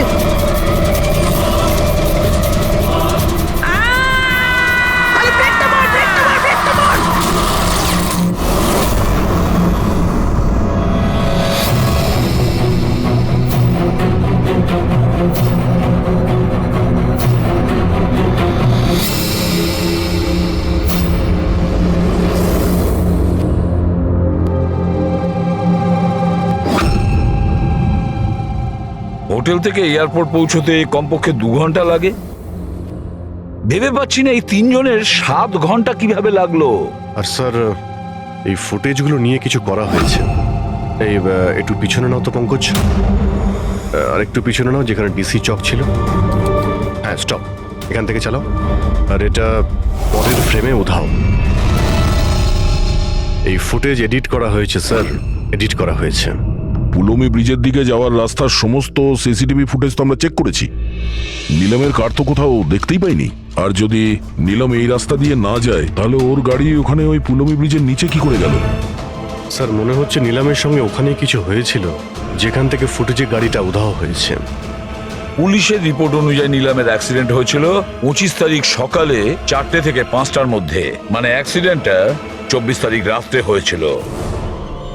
যে ট্রাফিক পুলিশ ওই সময় ডিউটিতে ছিল আর সার্ভিলেন্স কপস ডিউটিতে ছিল, ওদের সাথে কথা বলতে হবে। Hello, what? এখন কোথায়? ওকে, ঠিক আছে, আমরা আসছি। স্যার এই সিদ্ধার্থ আর রেড গাড়ির অ্যাক্সিডেন্ট হয়েছে। কি? ওরা এখন ব্লু হেল ঠিক হয়ে যাবে। দেখুন, জানি না, আমরা আমাদের তরফে সম্পূর্ণ চেষ্টা করেছি, কিন্তু এখন পেশেন্টকে বাঁচানো খুব মুশকিল। কি হলো? কিভাবে অ্যাক্সিডেন্ট হলো? কি করে মানে? এই সব নীলমের জন্যই হয়েছে, এইসব নীলম করেছে। এটা আপনি কি করে জানলেন? আমি ফোনে শুনেছিলাম, রে সিদ্ধার্থকে বলল যে সামনে রাস্তায় নীলম দাঁড়িয়ে আছে। নীলম, সিদ্ধার্থ সামনে নীলম দাঁড়িয়ে আছে। ওরা দুজনেই খুব ভয় পেয়ে গেছিল। পুরবি তুমি নীলামের কাছেই ছিলে তো? স্যার, স্যার নীলম হসপিটালেই ছিল, ওর বাইরে যাওয়ার প্রশ্নই ওঠে না। আপনাকে এই অ্যাক্সিডেন্টের খবর কে দিয়েছে? 12:30টার সময় কারো ফোন এসেছিল, কিন্তু ফোনেতে নিজের নামটাও বলেনি। আমরা যখন অ্যাক্সিডেন্ট স্পটে পৌঁছলাম, কারটা তখন পাল্টি মেরে রাস্তার নিচে পড়েছিল। ভেতরে সিদ্ধার্থ রক্তে মাখামাখি হয়েছিল, আর রের শরীরটাও জানলা দিয়ে অর্ধেক ঝুলেছিল। এক কাজ করি, সিদ্ধার্থ আর রে দুজনের মেডিকেল রিপোর্ট আর ওই গাড়িটাকে নিয়ে ফরেন্সিক ল্যাবে পাঠিয়ে দাও। এখানে সব জায়গায় পুলিশ প্রহরা আছে স্যার, সব বন্দোবস্ত হয়ে গেছে স্যার। Very good. আর আশপাশের সমস্ত রাস্তায় ব্যারিকেড লাগিয়ে দাও, ঠিক আছে? কেউ যেন আসতে যেতে না পারে। Over and out. একটা গাড়িও যেন এদিক দিয়ে না যেতে পারে। হ্যাঁ স্যার। যারা হেঁটে হেঁটে যাবে তাদের বলে দাও অন্য রাস্তা দিয়ে যেতে। কাল সকালবেলা এখান দিয়ে ভিআইপির একটা বড় কনভয়ে যাবে, আর ভেতর থেকে আমরা খবর পেয়েছি যে ওই কনভয়ের মধ্যে একটা গন্ডগোল হতে চলেছে। কারোর ওপর যদি একটু সন্দেহ হয় সঙ্গে সঙ্গে আমাকে জানাবে। সব সিসিটিভি ক্যামেরা জাজ হয়ে গেছে, সব ঠিকঠাক কাজ করছে। গুড।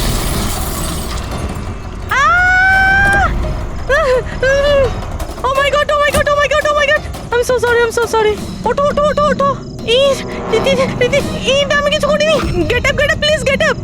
অ্যাক্সিডেন্ট করলেন নাকি? না না না, আমি কিছু করিনি। He came in front by car. এভাবে কেউ গাড়ি চালায় নাকি? স্যার, এ তো মরে গেছে। মরে গেছে? না না না না না, আমি কিছু করিনি। আরে ম্যাডাম, এই সিসিটিভি ক্যামেরাতে সবকিছু রেকর্ড হয়ে গেছে। এটা চালু আছে? হ্যাঁ চলে এগুলো। এটা কেন চলে? অ্যারেস্ট করো ওনাকে। লিসেন অ্যাকচুয়ালি আমার হাজবেন্ড যে আছে he is a very very rich man. টাকার কোনো অভাবই নেই ওনার। তো যদি আপনারা চান তো এই ফুটেজটা ডিলিট করা যায় না? এক minute. Get up, save some money, get up, please, get up, please. Madam হ্যাঁ 10 লাখ। 10 লাখ? সিসিটিভি ফুটেজও গায়েব হয়ে যাবে, তার সাথে সব প্রমাণও। আরে এটার থেকে বাঁচতে গেলে এটুকু টাকা তো দিতেই হবে ম্যাডাম। শুধু টাকা নিলেই হবে না, আরো অনেক কিছু নিতে হবে তোমাদের।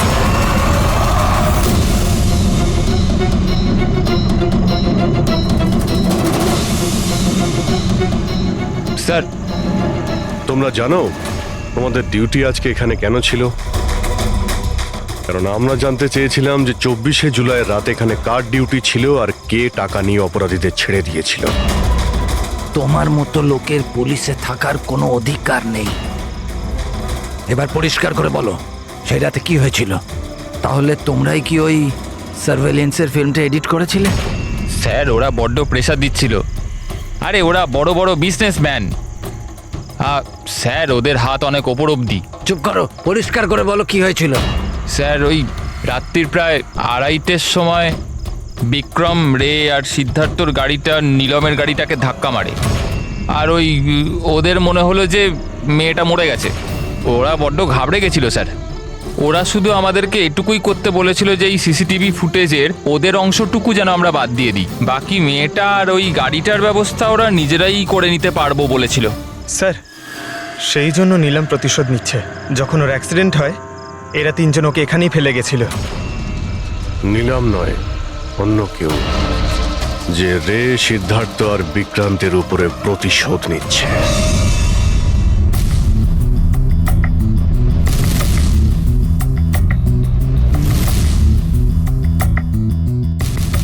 অভিজিৎ, নীলমের শরীর থেকে তার বাইরে যাওয়া পসিবল নয়। অ্যাস্ট্রাল প্রজেকশন সেটা তো আমরা ধরছিই না। আর পুরবি তো দেখেছে, পুরবি ওখানে ছিল, আর ও তো বলছিল যে নীলম ওখান থেকে নড়েইনি। তাহলে বুঝে উঠতে পারছি না যে সিদ্ধার্থ আর রে এরা দুজনে নীলমকে রাস্তায় কিভাবে দেখলো। এক মিনিট, এই নীলম একই সময় নিজের রুমে আর হসপিটালের করিডোরেও তো দেখা গিয়েছিল। 1 মিনিট বস, এই যে গাড়িটা নীলমকে হঠাৎ দেখে ঘাবড়ে গিয়ে উল্টে যায়নি, বরং এই গাড়িটাকে অ্যাক্সিডেন্ট করানো হয়েছে। এত জোরে ধাক্কা মেরেছে যে ওদিকে দরজাটা তো পেরিয়ে গেছে। ইচ্ছে করে জেনে বুঝে কোনো গাড়ির সঙ্গে এটাকে ধাক্কা লাগানো হয়েছে। স্যার সিদ্ধার্থ আর রের অ্যাক্সিডেন্ট একটাই গাড়িতে হয়েছে, কিন্তু ওদের মেডিকেল রিপোর্টস কিছুতেই ম্যাচ করছে না। কি?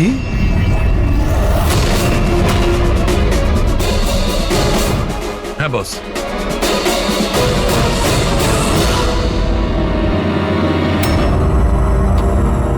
এই পুরো রহস্যটা কি? এটা কি বলতে চাইছে?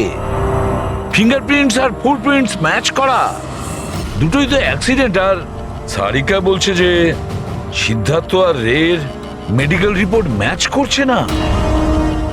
এই পুরো ব্যাপারটা আসলে কি?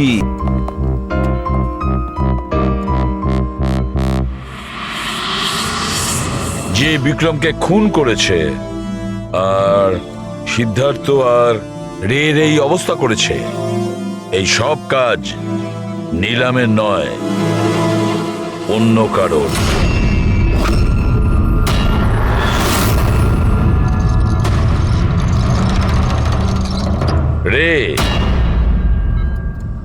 রে তোমার যেখানে অ্যাক্সিডেন্ট হয়েছিল সেখানে সিআইডির অফিসাররা গিয়েছিল।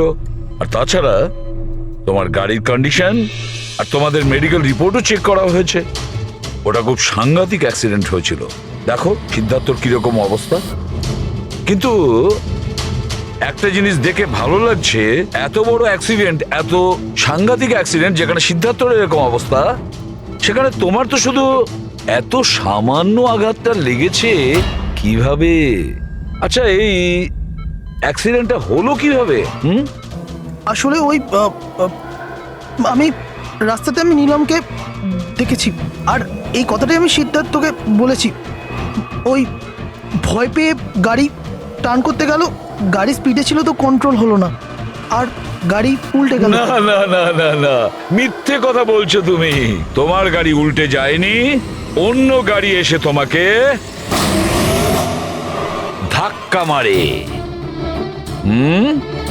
কে?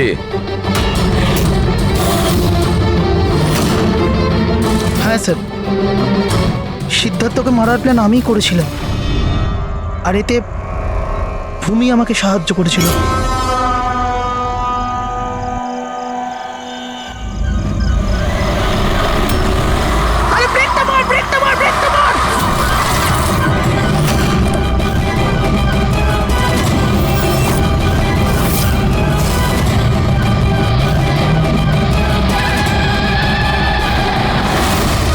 তাহলে ভূমিকে আমরা ভুল সন্দেহ করিনি।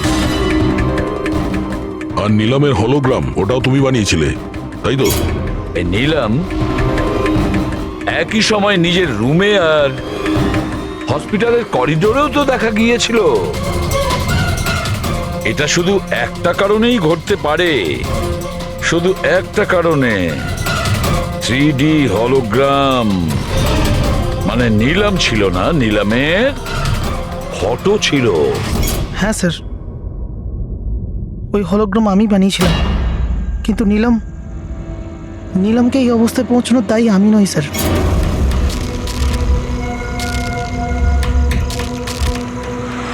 এই নিলাম আমাদের ডিসি চকে কেন ডাকলো? ও আমার উপর লিগ্যাল অ্যাকশন নেবার কথা ভাবছে, কিন্তু আমি ওকে 1 টাকাও দেবো না। ওর হিসেব আমি আজকে একদম শোধ করে দেবো।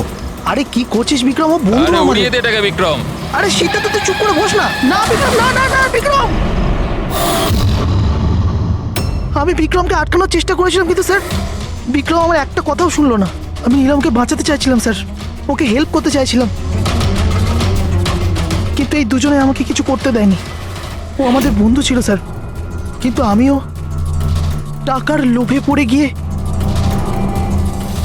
সিদ্ধার্থ আর বিক্রমের সাথে মিলে নীলমের সাথে বেইমানি করলাম স্যার। ওকে বিজনেস থেকে বের করে দিলাম, আর ওকে মরার জন্য ছেড়ে দিয়ে আমরা 3 জন ওয়ার্ল্ড ট্যুরে চলে গেছিলাম।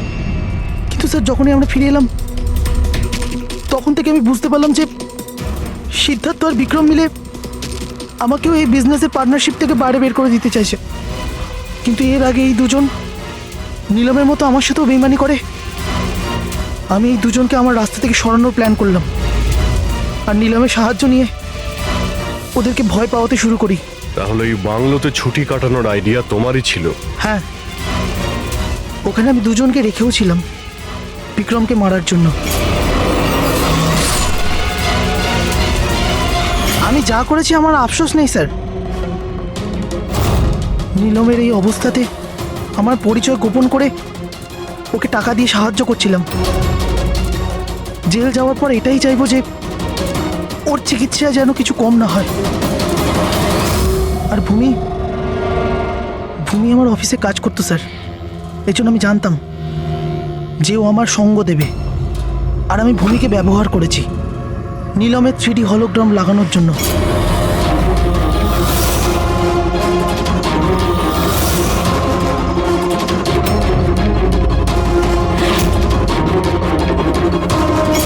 তুমি আর ভূমি যা করেছো সেটা অন্যায়।